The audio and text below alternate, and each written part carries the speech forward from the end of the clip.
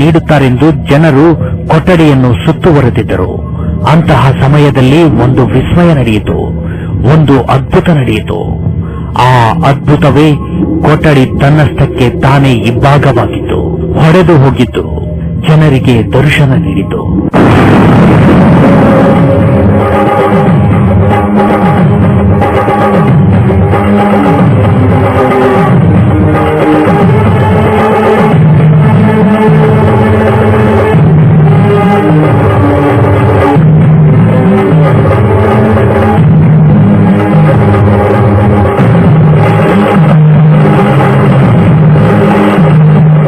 ಅಂತಹ ಅದ್ಭುತ ನಡೆದದ್ದು 1952ರಲ್ಲಿ. ಹಾಗೆ ಕೊಠಡಿ ಇಬ್ಬಾಗವಾದಾಗ ಒಳಗಡೆ ಇದ್ದಂತಹ ಮಹಾತಾಯಿ ಧ್ಯಾನಾವಸ್ಥೆಯಲ್ಲೇ ಇದ್ದರು. ಆಗ ತೆಗೆದಂತಹ ಫೋಟೋ ಇದು.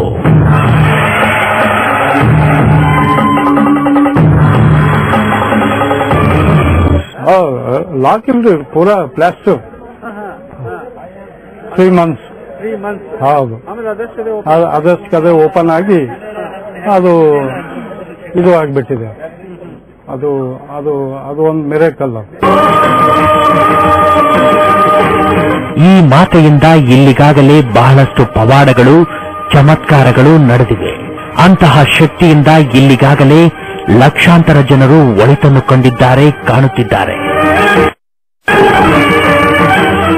ಮಹಾರಾಷ್ಟ್ರ, ಆಂಧ್ರ, ಗುಜರಾತ್, ಕರ್ನಾಟಕ ಅಂತೂ ಜಾಸ್ತಿ ಇದೆ.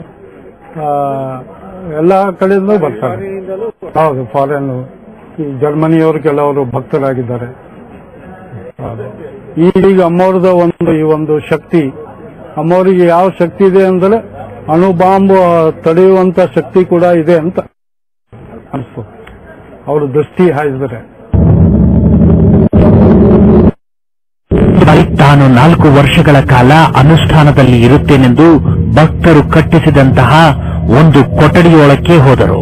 ಕೊಠಡಿಗೆ ಬೀಗವನ್ನು ಹಾಕಲು ಭಕ್ತರಿಗೆ ಸೂಚಿಸಿದರು. 4 ವರ್ಷಗಳು ಕಳೆದವು. ತದನಂತರ ಭಕ್ತರು ಅನುಮಾನದಿಂದ ಬಾಗಿಲನ್ನು ತೆಗೆದಾಗ ಕೊಠಡಿಯಲ್ಲಿ ಮಾತೆ ಇರಲಿಲ್ಲ. ಎಲ್ಲರೂ ಅಚ್ಚರಿಗೊಂಡರು.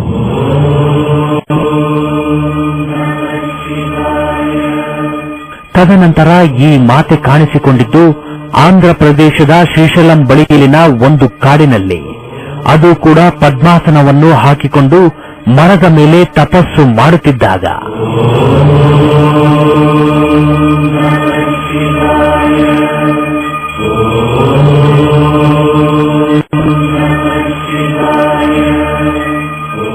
ಇದು ಅಂತಹ ಸಮಯದಲ್ಲಿ ತೆಗೆದ ಫೋಟೋ. 4 ವರ್ಷ ಏನಪ್ಪಾ ಅಂತಾರೆ ಅನುಷ್ಠಾನಕ್ಕೆ ಹೋಗ್ತೀನಿ ಅಂತ ಹೇಳಿದ್ರು. ಅನುಷ್ಠಾನಕ್ಕೆ ಹೋದಾಗ ಏನಪ್ಪಾ ಅಂತಾರೆ ಏನಾಯ್ತು ಅಂತಾರೆ, ಅವರು 4 ವರ್ಷಿಗೆ ಎಲ್ಲಿ ಕಂಡುಕೊಂಡ್ರು ಅಂತಾರೆ ಶ್ರೀಶೈಲ ಏನಪ್ಪಾ ಅಂತಾರೆ ಈಗೇನ ಆಶ್ರಮದ ಈಗೇನು ಫೋಟೋ ತಕೊಂಡ್ರಲ್ಲ ಆ ಗಿಡದ ಮ್ಯಾಗ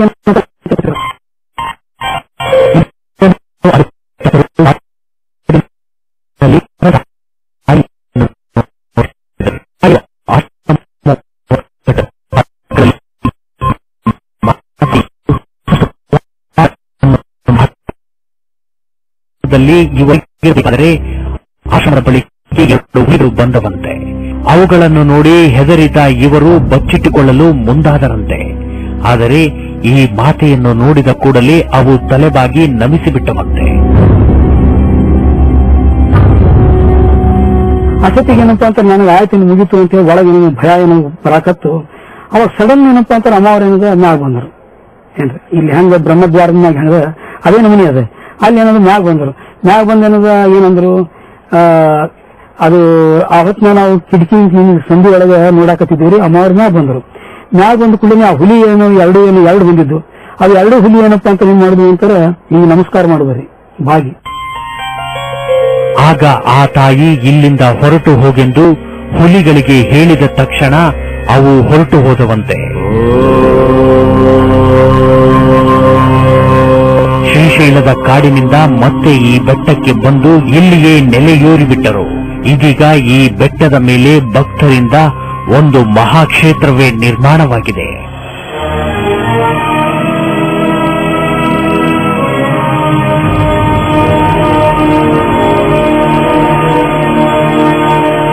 ಇದೀಗ ಮಾತೆಯವರು ಇಲ್ಲಿನ ಗುಹೆಯಲ್ಲಿ ಇರದೆ ಭಕ್ತರು ನಿರ್ಮಿಸಿಕೊಟ್ಟಿರೋ ಒಂದು ಸಣ್ಣ ಕೊಠಡಿಯಲ್ಲಿ ಇರುತ್ತಾರೆ. ಸದಾ ಧ್ಯಾನಾವಸ್ಥೆಯಲ್ಲಿ ಇರುವಂತಹ ತಾಯಿಯವರು ಆಚೆ ಯಾವಾಗ ಬರುತ್ತಾರೋ ಯಾರಿಗೂ ತಿಳಿಯದ ಸಂಗತಿ. ಕೆಲವು ಬಾರಿ ಕೆಲವು ತಿಂಗಳುಗಳ ನಂತರ ಆಚೆ ಬರುತ್ತಾರೆ, ಕೆಲವು ಬಾರಿ ಕೆಲವು ವರ್ಷಗಳ ನಂತರ. ಇದೀಗ ಮಾತೆಯವರಿಗೆ ಸುಮಾರು 76 ವರ್ಷಗಳಾಗಿವೆಯಂತೆ.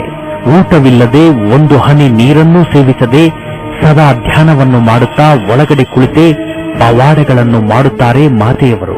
ಅಂತಹ ಪವಾಡಗಳಿಂದ ಇಲ್ಲಿಗಾಗಲೇ ಲಕ್ಷಾಂತರ ಜನರು ಒಳಿತನ್ನು ಕಂಡಿದ್ದಾರೆ, ಕಾಣುತ್ತಿದ್ದಾರೆ. ಇಲ್ಲಿ ಹೆಂಗೆ ಸರ್ ಪವಾಡ ಅಂದ್ರೆ ಅವರು ಕಣ್ಣಿ ಕಾಣಲ್ಲ, ಆದ್ರೂ ಇಲ್ಲಿ ಬರ್ತಾಗಂತ ಭಕ್ತರಿಗೆ ಅವರವರಿಗೆ ಪವಾಡಗಳು ತುಂಬಾ ಇವೆ. ಹೀಗಾಗಿ ಲಕ್ಷಗಳ ಜನ ಬರ್ತಾರೆ. ಆ ರೂಮ್ನಲ್ಲಿ ತಮ್ಮ ಕಸ ತಾವಡ್ಕೊಂತಾರೆ, ತಮ್ಮ ಬಟ್ಟೆ ತಾವಡ್ಕೊಂತಾರೆ. ಇನ್ನುವರೆಗೂ ಯಾರಿಗೂ ಬೇರೆಯವರು ಸಹಾಯ ಇಲ್ಲ. 1 ಕೋಟಿ ರೂಪಾಯಿ ಕೊಡ್ತು ಅಂದ್ರೂ ಖರ್ಚು ಮಾಡಿಕೊಡ್ತಲ್ಲ. ಊಟ, ಆಹಾರ, ಹಣ್ಣು ಹಂಪಲು, ಇವನ್ ನೀರು ಕೂಡ ಸೇವಿಸದೆ ನಿರಾಹಾರಿಯಾಗಿ ಒಂದು ಸೂರ್ಯನ ಕಿರಣಗಳಿಂದ ವಾಯುವಿನ ಶಕ್ತಿಯಿಂದ ಒಂದು ತಮ್ಮ ತಪಸ್ಸನ್ನು ಗೈಯುತ್ತಾ ಅವರದು ಪ್ರಭಾವ ಹೇಗಿದೆ ಅಂದರೆ ಅವರು ದೃಷ್ಟಿ ಯಾರ ಮೇಲೆ ಹಾಕುತ್ತಾರೆ ಆ ಮನುಷ್ಯ ಅವನು ಮುಕ್ತಿ ಹೊಂದುತ್ತಾನೆ ಮತ್ತು ಅವನು ಏನು ಬೇಡಿಕೊಂಡಿದ್ದೆಲ್ಲ ಪ್ರಾಪ್ತಿಯಾಗುತ್ತೆ. ತಾಯಿಯವರ ದೃಷ್ಟಿ ಬಿದ್ದರೆ ಸಾಕಂತೆ, ಒಳಿತು ಕಟ್ಟಿಟ್ಟ ಬುತ್ತಿಯಂತೆ. ಅಂತಹ ಒಳಿತನ್ನು ಕಾಣಲು ಮಾತೆಯ ಆದೇಶವನ್ನು ಪಾಲಿಸಿಯೇ ತೀರಬೇಕಂತೆ. ಮಾತೆಯವರ ಅಂತಹ ಆದೇಶವಾದರೂ ಏನು ಎಂಬ ಪ್ರಶ್ನೆಗೆ ಉತ್ತರ: ಪ್ರಾಣಿ ಹಿಂಸೆಯನ್ನು ಮಾಡಬಾರದು, ಮಾಂಸವನ್ನು ತಿನ್ನಬಾರದು, ಕುಡಿಯಬಾರದು.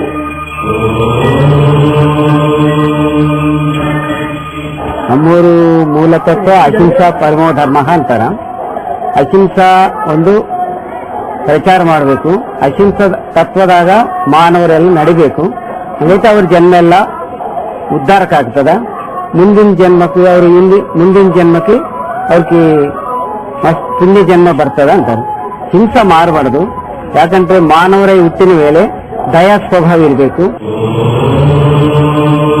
ಇಲ್ಲಿಯವರೆಗೂ ತಾಯಿಯವರು ನುಡಿದಿರುವ ಯಾವುದೇ ಭವಿಷ್ಯ ಸುಳ್ಳಾಗಿಲ್ಲವಂತೆ. ಶಂಕರ ಬಿದರಿ ಸಾಹೇಬರು ಅವರು ವೀರಪ್ಪನ ಹೊಡಿಲಿಕ್ಕೆ ನಾನು ಹೊಡಿಬೇಕಾಗದಮ್ಮ, ಅದಕ್ಕೆ ನನಗೆ ನಿಯುಕ್ತಿ ಮಾಡಿದ್ದಾರೆ ಅಂತ ಹೇಳಿದ್ರೆ ಅಮ್ಮವರು ಹೇಳಿದ್ರು, ವೀರಪ್ಪನ ನೀನು ಹೊಡಿಲಿಕ್ಕಾಗೋದಿಲ್ಲ, ಇನ್ನೂ ಅವನಿಗೆ ಟೈಮ್ ಬಂದಿಲ್ಲ ಅಂತಂದ್ರು. ಅದು ನಿಜ ಆಗಿದೆ.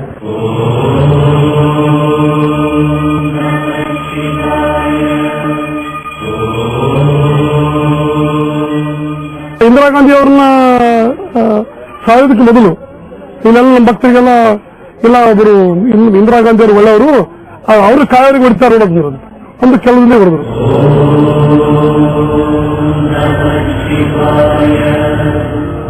ಮಾತೆಯವರಲ್ಲಿನ ಅಪಾರವಾದಂತಹ ಶಕ್ತಿಗೆ ಶರಣಾಗಿ ಇಲ್ಲಿಗಾಗಲೇ ಅನೇಕ ರಾಜಕಾರಣಿಗಳು ಮಾತೆಯವರಿಗೆ ಶಾಶ್ವತವಾಗಿ ಭಕ್ತರಾಗಿ ಹೋಗಿದ್ದಾರೆ.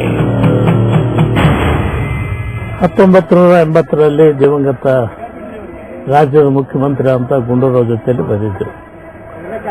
ಆವಾಗ ಅವ್ರ ಜೊತೆಯಲ್ಲಿ ಮಾತಾಡಿ ಕೆಲವು ವಿಷಯಗಳ ಬಗ್ಗೆ ಪ್ರಸ್ತಾಪ ಮಾಡಿದ್ದಾರೆ. ನಿಜವಾಗಿ ಬಂದಿದೆ, ಅವ್ರು ಹೇಳಿದೆಲ್ಲ ಹಾಗೆ ಸತ್ಯ ಆಗಿದೆ. ಇದು ನಮ್ಮ ದೇಶದಲ್ಲಿ ಈ ತರದ ತಪಸ್ವಿ, ಮಹಾನ್ ತಪಸ್ವಿ ಈ ಭಾಗದಲ್ಲಿ ಇವತ್ತು ಸಾವಿರಾರು ಜನರು ನಂಬಿಕೆ ಬಹಳ ಮುಖ್ಯ. ಜೀವನದಲ್ಲಿ ವಿಶ್ವಾಸ ಏನಿದೆ ಬಹಳ ಮುಖ್ಯ. ವಿಶ್ವಾಸದಿಂದ ಬರ್ತಾರೆ. ಈ ನೀರಿಲ್ಲ, ಊಟ ಇಲ್ಲ, ಅವರು ತಪಸ್ಸು ಮಾಡತಕ್ಕಂಥ ರೀತಿಯಲ್ಲಿ ಒಂದು ಅಮೋಘವಾದಂತ ಅವರಿಗೆ ಒಂದು ಆತ್ಮಶಕ್ತಿ ಇದೆ, ಈಶ್ವರನ ಕೃಪೆ ಇದೆ. ಮತ್ತು ಯಾವ ತರದ ಜನರಿಂದ ಅಪೇಕ್ಷೆ ಪಡ್ತಕ್ಕಂಥವ್ರಲ್ಲ.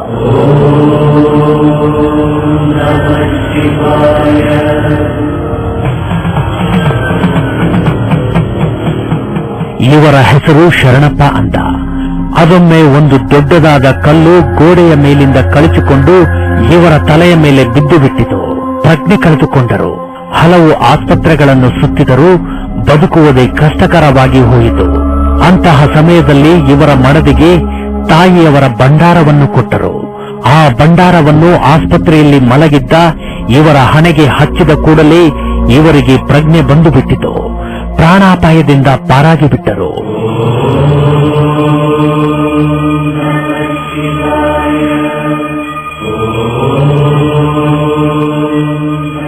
ಆಮೇಲೆ ಅಮ್ಮವರು ನಮ್ಮ ಮನೆಯವ್ರನ್ನ ಕರೆದು ನಮ್ಗ ಇದು ಕೊಟ್ರು, ಆಧಾರ ಕೊಟ್ರು. ಆಧಾರ ಮತ್ತು ಒಳಗೆ ನೀರು ಕೊಟ್ರು. ತಮ್ದು ಇದ್ದು ನೀರು ಕೊಟ್ಮೇಲೆ ತಮ್ಮ ಸೊಲಾಪುರದಾಗ ಹಾಕಿದ್ರು, ಆಧಾರ ಹಚ್ಚಿದ್ರು.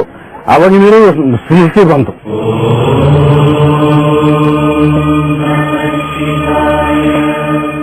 ಮಾತೆಯವರಿಂದ ಇಲ್ಲಿಗಾಗಲೇ ಬಹಳಷ್ಟು ಜನರು ಸಂತಾನ ಭಾಗ್ಯವನ್ನು ಪಡೆದುಕೊಂಡಿದ್ದಾರೆ, ಕಂಕಣ ಭಾಗ್ಯವನ್ನು ಪಡೆದುಕೊಂಡಿದ್ದಾರೆ, ಸಕಲ ಭಾಗ್ಯಗಳನ್ನು ಪಡೆದುಕೊಂಡಿದ್ದಾರೆ. ಅಂತಹುಗಳಿಗೆ ಸಾಕ್ಷಿಯೇ ಇಲ್ಲಿ ನೆರೆದಿರೋ ಜನರು.